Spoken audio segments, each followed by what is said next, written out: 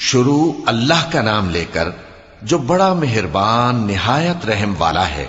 جو مخلوق آسمانوں اور زمین میں ہے اللہ کی تسبیح کرتی ہے اور وہ غالب ہے، حکمت والا ہے۔ آسمانوں اور زمین کی بادشاہی اسی کی ہے، وہی زندگی دیتا ہے اور وہی موت دیتا ہے، اور وہ ہر چیز پر قادر ہے۔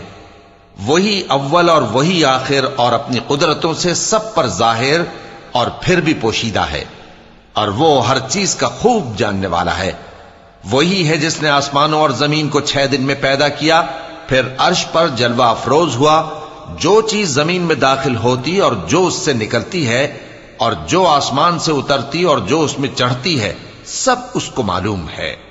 اور تم جہاں کہیں بھی ہو وہ تمہارے ساتھ ہوتا ہے، اور جو کچھ تم کرتے ہو اللہ اس کو دیکھ رہا ہے۔ آسمانوں اور زمین کی بادشاہی اسی کی ہے، اور سب معاملات اسی کی طرف رجوع ہوتے ہیں۔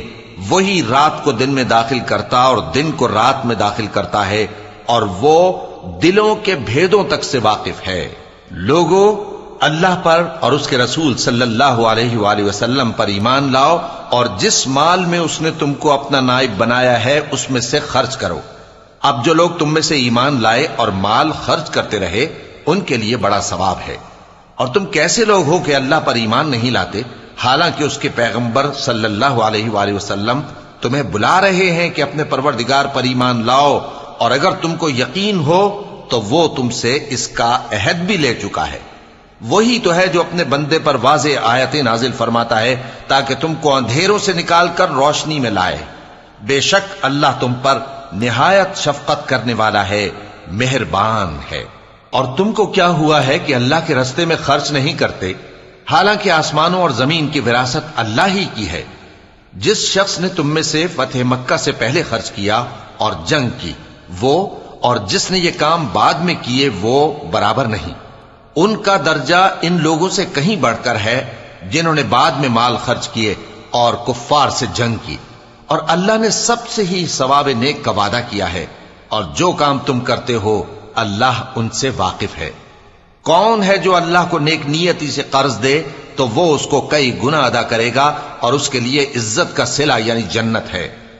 جس دن تم مومن مردوں اور مومن عورتوں کو دیکھو گے کہ ان کے ایمان کا نور ان کے آگے آگے اور داہنی طرف چل رہا ہے، تو ان سے کہا جائے گا کہ تم کو بشارت ہو کہ آج تمہارے لیے باغ ہیں جن کے نیچے نہریں بہ رہی ہیں، ان میں تم ہمیشہ رہو گے، یہی بڑی کامیابی ہے۔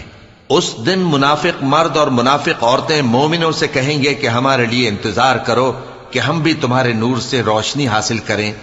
ان سے کہا جائے گا کہ پیچھے کو لوٹ جاؤ، پس وہاں نور تلاش کرو۔ پھر ان کے بیچ میں ایک دیوار کھڑی کر دی جائے گی جس میں ایک دروازہ ہوگا، جو اس کی جانب اندرونی ہے اس میں تو رحمت ہے، اور جو بیرونی جانب ہے اس طرف عذاب ہے۔ تو منافق لوگ مومنوں سے کہیں گے کہ کیا ہم دنیا میں تمہارے ساتھ نہ تھے؟ وہ کہیں گے کیوں نہیں تھے، لیکن تم نے خود اپنے آپ کو بلا میں ڈالا اور ہمارے لیے گردش زمانہ کے منتظر رہے، اور اسلام میں شک کیا، اور فضول آرزوؤں نے تم کو دھوکے میں ڈالے رکھا، یہاں تک کہ اللہ کا حکم آ پہنچا، اور اللہ کے بارے میں تم کو وہ شیطان بڑا فریبی فریب دیتا رہا۔ تو آج تم سے کوئی معاوضہ نہیں لیا جائے گا، اور نہ کافروں ہی سے قبول کیا جائے گا۔ تم سب کا ٹھکانہ دوزخ ہے کہ وہی تمہارے لائق ہے، اور وہ بری جگہ ہے۔ کیا ابھی تک مومنوں کے لیے اس کا وقت نہیں آیا کہ اللہ کی یاد کرنے کے وقت اور قرآن جو حق کی طرف سے نازل ہوا ہے اس کے سننے کے وقت ان کے دل نرم ہو جائیں، اور وہ ان لوگوں کی طرح نہ ہو جائیں جن کو ان سے پہلے کتابیں دی گئی تھیں، پھر ان پر طویل عرصہ گزر گیا تو ان کے دل سخت ہو گئے، اور ان میں سے اکثر نافرمان ہیں۔ جان رکھو کہ اللہ ہی زمین کو اس کے مرنے کے بعد زندہ کرتا ہے۔ ہم نے اپنی نشانیاں تم سے کھول کھول کر بیان کر دی ہیں تاکہ تم سمجھو۔ جو لوگ خیرات کرنے والے ہیں، مرد بھی اور عورتیں بھی، اور اللہ کو نیک نیتی سے قرض دیتے ہیں، ان کو کئی گنا ادا کیا جائے گا، اور ان کے لیے عزت کا صلہ ہے۔ اور جو لوگ اللہ اور اس کے پیغمبروں پر ایمان لائے، یہی اپنے پروردگار کے نزدیک صدیق اور شہید ہیں۔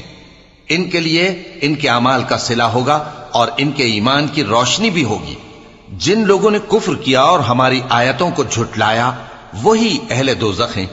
جان رکھو کہ دنیا کی زندگی محض کھیل اور تماشا اور زینت و آرائش اور تمہارے آپس میں فخر و ستائش اور مال و اولاد کی ایک دوسرے سے زیادہ طلب و خواہش ہے۔ اس کی مثال ایسی ہے جیسے بارش کہ اس سے اگنے والی کھیتی کسانوں کو بھری لگتی ہے، پھر وہ کھیتی خوب زور پر آتی ہے، پھر اے دیکھنے والے تو اس کو دیکھتا ہے کہ پک کر زرد پڑ جاتی ہے، پھر چورا چورا ہو جاتی ہے۔ اور آخرت میں کافروں کے لیے عذاب شدید اور مومنوں کے لیے اللہ کی طرف سے بخشش اور خوشنودی ہے۔ اور دنیا کی زندگی تو دھوکے کا سامان ہے۔ بندو اپنے پروردگار کی بخشش کی طرف اور جنت کی طرف لپکو جس کا عرض آسمان اور زمین کے عرض کا سا ہے، اور وہ ان لوگوں کے لیے تیار کی گئی ہے جو اللہ پر اور اس کے پیغمبروں پر ایمان لائے ہیں۔ یہ اللہ کا فضل ہے، جسے چاہے عطا فرمائے، اور اللہ بڑے فضل کا مالک ہے۔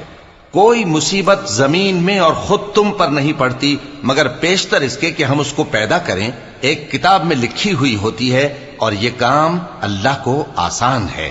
تاکہ جو فائدہ تمہیں حاصل نہ ہو سکا اس کا غم نہ کھایا کرو، اور جو تم کو اس نے دیا ہو اس پر اترایا نہ کرو۔